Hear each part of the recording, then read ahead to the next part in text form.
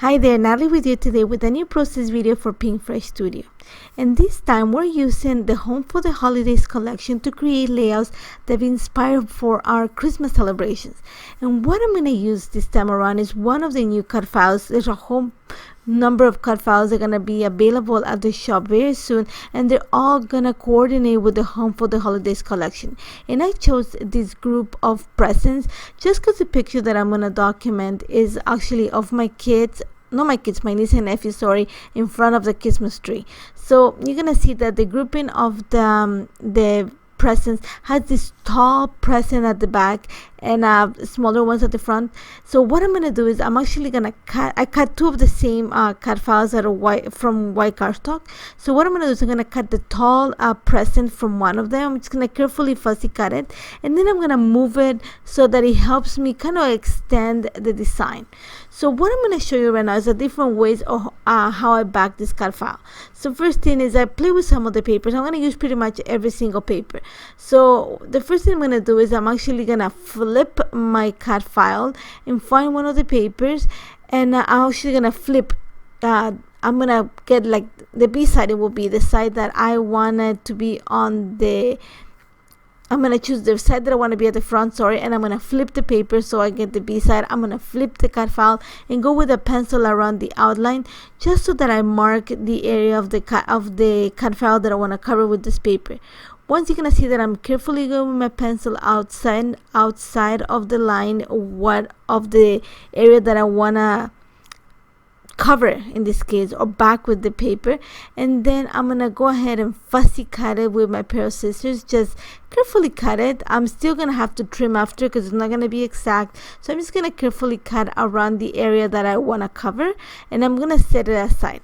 Now the papers in this collection are gorgeous, lots of designs, but if you're gonna see the cut file, it actually has an area of paper and also a bow. So to create the bows, because I had all those patterns, I decided that I wanted to bring something a little bit more I'm gonna say less busy. So for this, what I'm gonna do is I'm gonna bring some of the new inks, and I'm using Berrylicious Sky Blue. I use Sapphire to create some of my own pattern paper. So what I'm using is one brush just to kind of help me diffuse the color on plain white cardstock, and for this one I'm using Berrylicious. So you're gonna see that I'm just using my brush to collect some of the ink, and then I'm going on a circular motion on the cardstock, and this is just smooth cardstock. And then once you're gonna see that I'm gonna bring the cut file every so often just to make sure that I have coverage enough to be able to back my little bow in this case. And I'm gonna set that paper on the side just to make sure that it dries completely before I decide to cut and back my cut file. While that is happening and the inks are setting, I'm gonna go ahead and start marking all the rest of the presents that I want to back using the papers. And this collection, the beauty of this collection, it has yellows, it has navies, it has sky blues, it has teals. There's a rainbow of colors, so there's lots to choose from. So you're gonna see that I'm just gonna carefully go ahead and start finding papers that are actually well, everything matches, but that I'm just gonna be very careful when it comes to the bows in this case, because I just want to make sure that they are not busy. I want to keep them as neutral as I can. So you're gonna see, for example, this paper, which is my favorite paper, and I think I'm down to half a page by the end of these projects. Was carefully when I trimmed the paper or the pieces of paper to back the bow. It took me a while because I wanted to make sure that I only captured the yellow part of the paper. I don't want to have the mistletoe little vines that are happening, so it took me a while just to cut that. But you're gonna see that once I have it in cut, I'm just gonna go ahead and add a little bit of glue behind the cut file, on the back side of the cut file, glue the paper, and then I'm actually gonna use an eraser just to clean the pencil lines that I had, and then carefully fussy cut any extra pieces of paper that are coming off the outline of the cut file that I'm backing in this case. So backing a cut file is something that's very relaxing. It does take some time. There's different ways of backing a cut file.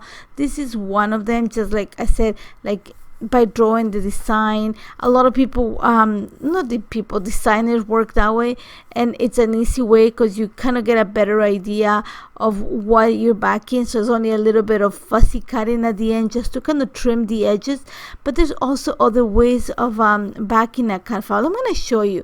You're going to see right now that I have my little my ink is already dry. So what I'm going to do is I'm going to just add glue to the back of the bow, in this case of the second present, and I'm just not going to cut it into pieces. I'm going to do it all at once. So all I'm doing is adding the glue onto the back of my card file, the area that I'm gonna back, and then I'm gonna glue it straight onto the paper. And you're gonna see that even though I missed a little part, so I'm just gonna go ahead and lift the card file, add a little bit more of the glue of the ink, and glue it. And then what I'm gonna do is I'm gonna go ahead with a pair of scissors and just kind of detail around the area that I'm gonna back. And this takes time, but you also have to be careful that you don't cut the card file. So there's different ways of doing it, whatever you feel comfortable working with and whatever is easier for you. So again, I'm just gonna continue working on backing my card file. It took me a while just because like I said, I had to create some of the papers just because I wanted a combination of pattern and also solid papers. And to create the solids to back this, I had to use the inks. And the inks that I use, like I said, is sky blue, sapphire, berrylicious. These are the colors that match the papers in this collection. So you see that the big tall present on this grouping, it was actually, I made the paper also for the blue bow that you see. And that blue, why I created that blue is because in the tree you're gonna see I have some bulbs that have that color, and also my nephews wearing pants the same color. So I just wanted to create brings those tones into the layer. And then again, I'm just gonna continue backing my card files, and once I have them ready, then I'm gonna go ahead and start setting up. You're gonna see that I have a whole bunch of pictures. I kind of play with a few ideas of what I wanted to create until I found this picture right there. That's the one that I'm gonna document. So then it was all about not creating, but finding the perfect background. And I really considered doing it on white, but I wanted something that was going to be very festive, that was going to make everything stand out. And I'm just playing right now with what it's going to look like. And once I'm happy with that, what it looks like, I went and started looking at all the papers that I had left over that were full, because like you're gonna see, I cut pretty much pieces of every single one of the papers. And I came to this is the name of the paper is Peace and Joy, and it's the one that has the beautiful hands written sentiments on the one side, and the B side has this little I'm gonna say it's like a cross patch on a really nice coral tone. But it has these little rhomboids on the pattern, and I'm going to use them to create, to stitch my background. And what I'm going to do is, if you see the tree, it has a lot of lights. So I thought about like a sparkling, shining little stars. So I'm going to pick up some of the rhomboids and I'm going to mark them with a pencil. So what I'm doing right now is just adding a dot to all the rhomboids that I want to create stitching on. And my idea is I'm going to create little stars. Think of it as little sparkles, like, you know, the little sparkles that you see of the tree. So once I know which ones I'm going to use, I'm just going to use my paper piercing tool, and all I'm going to do is kind of create a little star in the inside rhomboid of each one of the pattern that this paper has. So it's gonna take me a while just to create that. It's not gonna be every single one of the rhomboids. It's gonna be just like a little grouping and then a little space. I just want to, like I said, kind of mimic what the tree looks like. Once I have all the holes pierced, I'm gonna go ahead and just back stitch my design using white embroidery floss. And again, this took me a while just because I wanted to make sure that I had everything in place before I created it. So I'm just going to show you a little bit of how I started, and then I'm going to take it off camera and just finish it.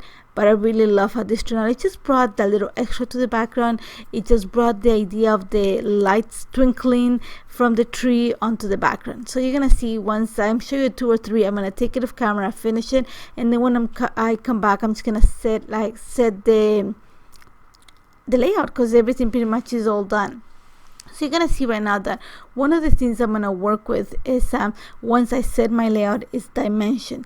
And the idea of working with dimension is gonna work really well because I wanna make sure that the picture looks like it's kind of nestled in between the tree and between the present, sorry. So I'm gonna add a little bit of glue dots onto one of the CAD files, and that's just gonna create a little bit of dimension. It's gonna pop them off the page, but not extremely a lot, just a little bit, just to give them a soft shadow. And then the next one, which is the one that is going to be sitting right in front of the picture of my niece and nephew, I'm going to add a foam adhesive behind it, and it's kind of a little bit thicker, so it's going to make them make these presents kind of pop out more off the page. And then I continue playing with this idea also with the little present that I cut off, and then I'm gonna go ahead and back. I debated between keeping the picture just without any paper behind it, but I think it needs something to make it stand out just because of the white borders of the CAD files. So I'm going to choose one of the papers from the home for the holidays, and it's the one that is the navy with the snowflakes, just because I wanted that navy to be the frame that is gonna define the picture. It's kind of gonna make it stand out. Like I said, having the white edge of the picture and the white edge of the CAD files, it wasn't they were just getting lost. So by adding this little frame, it's gonna make the picture stand out. So once I have it in place, you're gonna see that I'm also gonna add a little bit of foam adhesive behind it, just to make sure the picture stands out, but that it's nestled in between all the presents that I have there. Now, once I have that in place, my layout is pretty much done. It's just gonna come into embellishing, and I'm not gonna add lots of embellishments just because I have the background that has all those, like I said, all the twinkling lines. I also have all the presents different colors, so it's not gonna need a lot of embellishing. One thing I'm gonna use the alpha in this collection just to create my title, and I'm gonna place it right underneath the left grouping of presents. It's just the perfect angle there, especially when I was creating the stitching. I knew that my title was gonna go there, so I didn't add that much stitching in that area. So my title is gonna be Christmas Joy. It was the perfect size and it matched the area. Once I have that in place, you're gonna see that I add a grouping of presents here, just some of the puffy stickers, but I take them off after because I thought it was making the layer really heavy at the bottom. And then I'm just gonna add a few stickers and pieces of ephemera to the top right corner of the picture. It just needs something there, and I'm actually gonna fussy cut one of the presents from the paper that has all the presents on the this paper right here has a whole bunch of presents. I'm gonna cut one of the yellow presents just because it needs a little bit of yellow to kind of create my triangle. So I'm gonna cut one of the biggest yellow presents that I found, and then I'm gonna kind of put it behind the picture.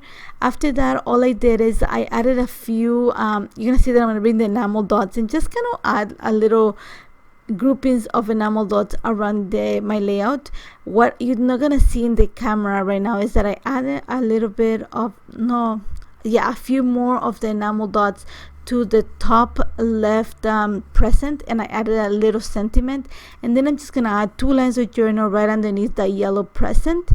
And just because I was going into, like I said, when I created the stitching, I was thinking of the twinkling lights. I'm bringing a few these are shimmery nubo drops, and it's just the pearlescent white, and it's just gonna create a little bit of sheen onto the layer. And that's about it. This layout, it did take some time to build, but it's so cute. I love how this turned out. I love the collection. The fact that there's so many colors, different patterns, it makes it such an amazing collection to work all your Christmas memories. And you're gonna see in the next project. I hope you can hop onto the blog to get the next project. I'm actually gonna show you how I use the collection to create a few entries on my December daily album. But I love this layout. As always, if you have any questions, don't hesitate to contact me. Make sure you check the Pinkfresh Studio shop for the CAD files. They'll be coming soon.